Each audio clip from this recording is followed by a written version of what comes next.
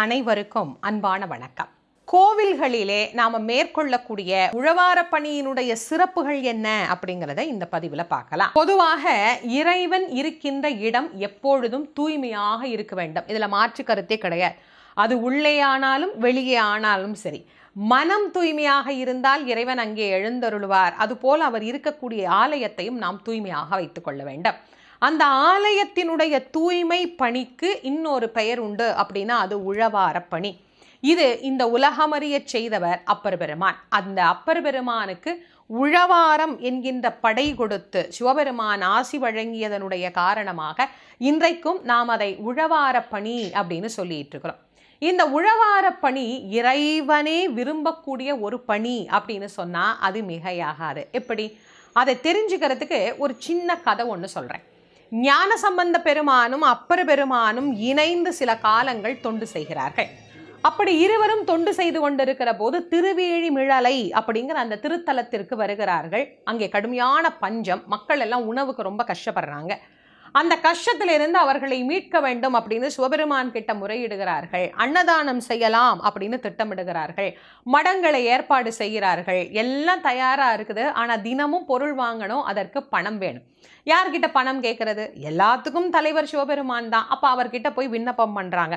அப்போ சிவபெருமான் சொல்றார், 2 பேரும் உங்களுடைய அன்றாட விண்ணப்பத்தை எனக்கு வைங்க, நான் ஒவ்வொரு நாளும் உங்களுக்கு ஒரு காசு கொடுக்கிறேன், அந்த பொற்காசை வைத்து நீங்கள் அன்னதானம் செய்து கொள்ளுங்கள் அப்படின்னு சொல்றார்.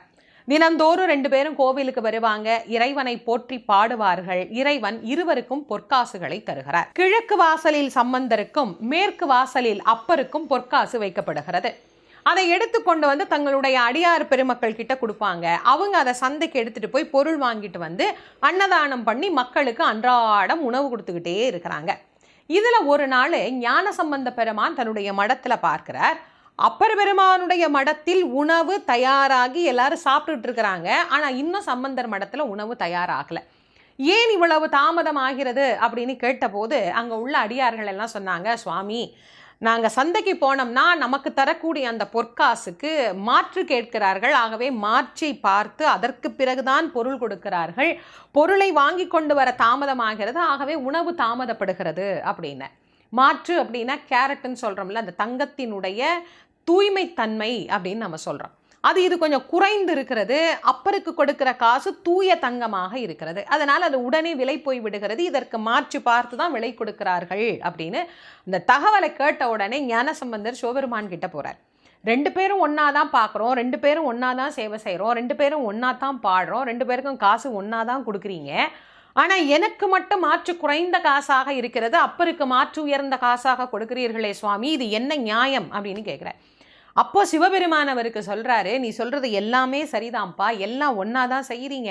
ஆனால் உடலாலும் உழைத்து எனக்கு தொண்டு செய்ய வேண்டும் என்பதையே அப்பர் தன் வாழ்நாள் கொள்கையாக வைத்திருக்கிறார். போய் பார், அவர் எனக்கு இந்த தள்ளாத வயதிலேயும் கோவிலை சுத்தம் பண்ணி மடத்தை சுத்தம் பண்ணி உடலால் உழைத்து எவ்வளவு பணி செய்கிறார். அதற்கு நான் ஒரு சிறப்பு பரிசு கொடுக்கணும் இல்ல, அதுதான் அவருக்கு உயர்ந்த மாற்றை கொடுக்கிறேன் அப்படின்னு சொன்னார். அப்போ ஞானசம்பந்தர் மூலமாக சிவபெருமான் நமக்கு காட்டுகிறார், உடலால் உழைத்து செய்யக்கூடிய உழவார பணி உலகில் மிக உயர்ந்தது அப்படின்னு.